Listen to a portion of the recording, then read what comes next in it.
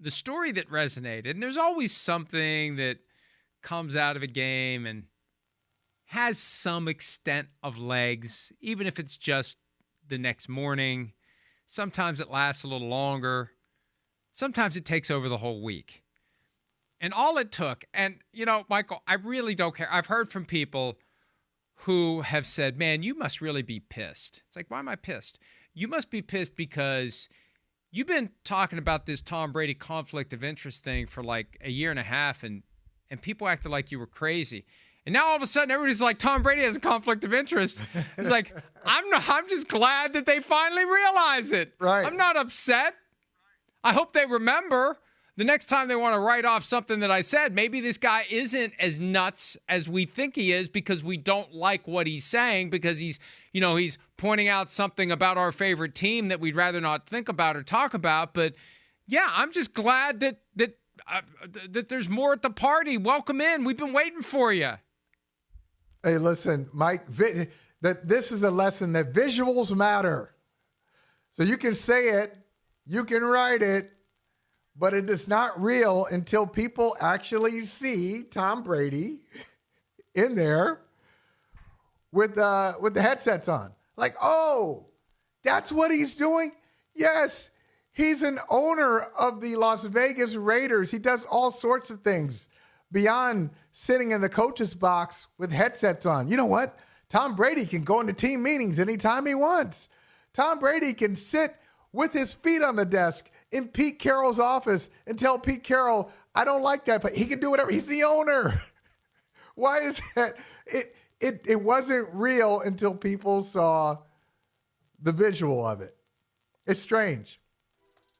Nothing changed. And that didn't change. Nothing changed watch there. Michael, watch when he looks up and sees the monitor. Watch Tom Brady, the incredible shrinking Tom Brady. There he goes. He looks up. Hey, there I am. Let's get out of this shot. Let's get out of this shot.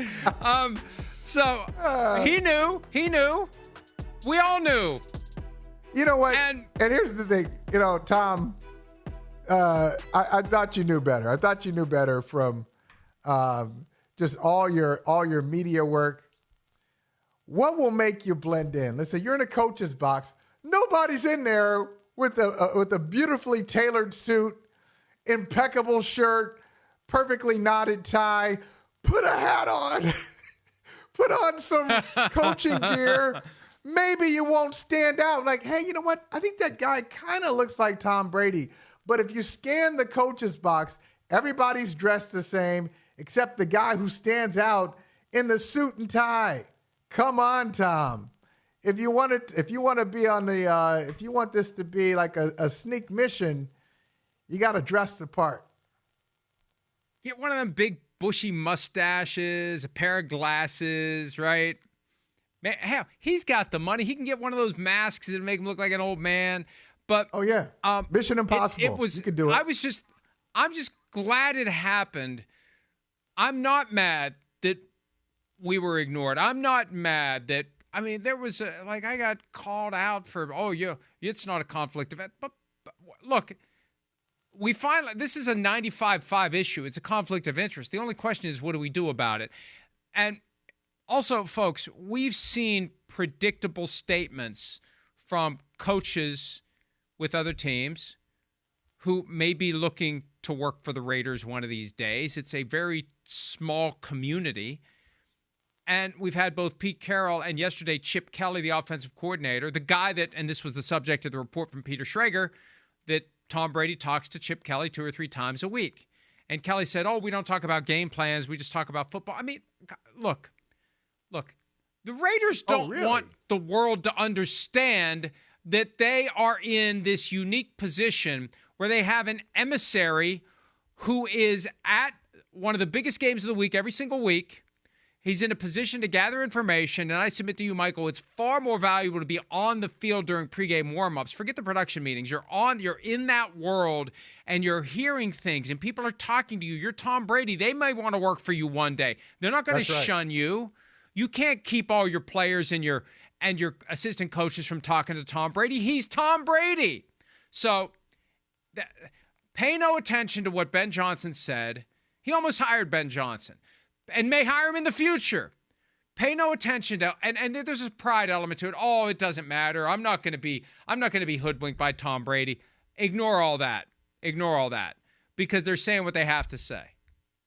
Mike, if you're Chip Kelly and you say, if Chip Kelly says, I don't talk to Tom Brady about game plans, I talk to him a few times a week, follow-up question is, well, why not?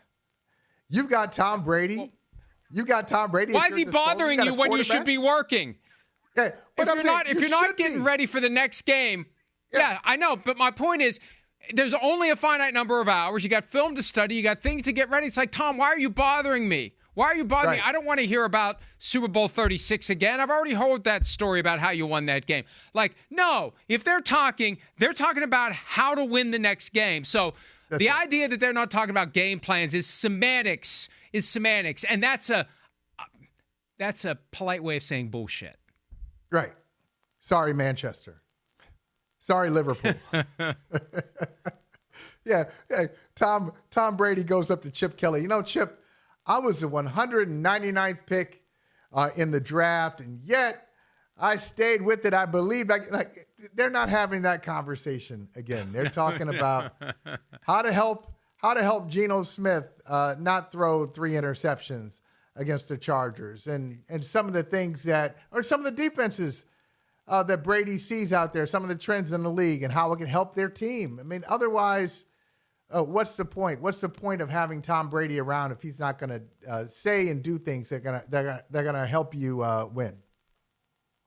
Especially this week, as they are playing a team they see once every 4 years, the Commanders, and Tom just saw them 2.5 weeks ago. He worked the Giants-Commanders game, week 1. And, you know, I had this flash yesterday. How much input does the broadcast crew have in which game they work week 1? Because it's not like Giants-Commanders is Battle of the Titans. And there weren't a whole lot to choose from, but it worked out very well for Tom Brady and the Raiders because he just saw the Commanders less than 2 weeks ago. And here they are playing them. And yes, he's going to be talking to Chip Kelly. And look, don't take my word for it. Because there's one person on this planet who is in a position to give us the insight and will do so because he's not trying to take advantage of Tom Brady's knowledge and win football games. Now, it's last year's head coach of the Las Vegas Raiders, Antonio Pierce, appearing with Adam Shine on Sirius XM Mad Dog Radio. Here is some of what Pierce had to say about the advantage that the Raiders get from having Tom Brady broadcasting games. It's not hard for him to watch a few things on a Friday practice or hear things in a production meeting and be like, and have tidbits. And you'd be foolish enough to think that he's not going to share that with the Raiders. Because we had those conversations about certain things, right? And he was very informative about things that he knew or he felt.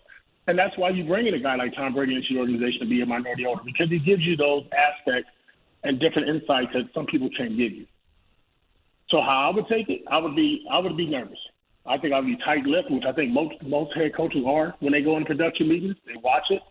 I think on Fridays, if he happens to be there on a Friday practice, you might want to limit some things. I just think that's a fact. I think everybody's going to give you the political answer and say, oh, it's no big deal. I'm calling BS on that.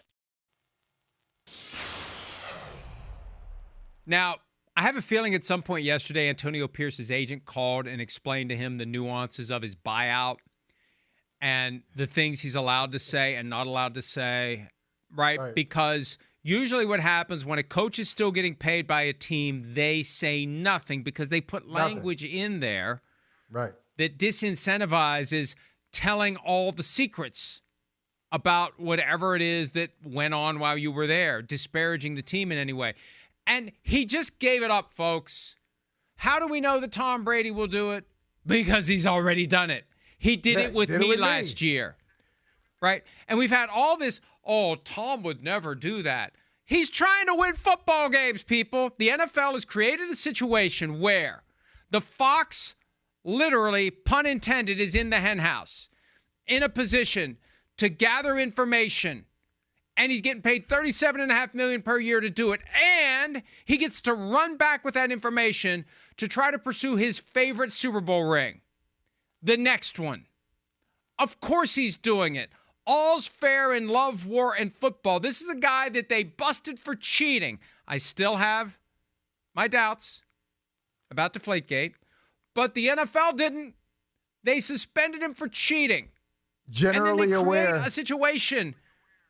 They create a situation where, go ahead, Tom. Go ahead. Do whatever you want. You be you. It's amazing to me that they've allowed this to happen. By the way, Mike, just because he went to talk to the guy who was, prepping the footballs and called the guy into the quarterback's room and talked to him several times doesn't mean they were talking about preparing footballs and getting them to a certain level. They were talking about a number of other things, but they weren't necessarily talking about inflating or deflating the football. And all that signed memorabilia that he was giving to the guy was just he really liked him. It wasn't like he was giving him Adidas tracksuits. Nice kid. He was just nice kid. Nice kid. I like the way you prep the footballs. Really good job. I want to do something nice for you. It's an advantage. But regardless of whether he has a history of it or not, they've created an opportunity for him to do something that doesn't feel like cheating. They let me do this. I'm going to pick stuff up, and this is why it's a conflict. Because his duty to the Raiders is to try to help them just win, baby. And his duty to Fox is to do the best possible broadcast. Those two duties conflict. Because information he's getting from this one is helping this one, and it just doesn't work. They never should have allowed it. Tom, pick a lane. I beg you, Tom. And hopefully all this criticism will get him to realize. Maybe he won't just brush it off. Maybe he'll listen and say, you know what, I probably should pick one or the other. And I'll just say this, Mike, quickly. Just as the visual of Tom Brady in the coach's box kind of opened things up for people, they'll never do this. But if people could see the video or the film of people doing production meetings, they'd understand. It's a mystery to most people because most people don't. Like, what does this mean? If you could see all the things that are available to these analysts and what they're able to do in a facility, you'd understand. You need the film, and then you'll get it. And if you could see and hear all the conversations that happen on the field during pregame warmups, you'd get it. It's all about seeing it and hearing it. And you know what? It's going to die down. Bright, shiny objects. There's an unlimited supply of them. At least for now. More games come around and attract our attention. But when the Raiders become consistently good, that's when it's going to be, we got to do something about this. Hi, it's Mike Florio. Thanks for watching PFT on YouTube. Hit subscribe for the latest news and analysis from Pro Football Talk.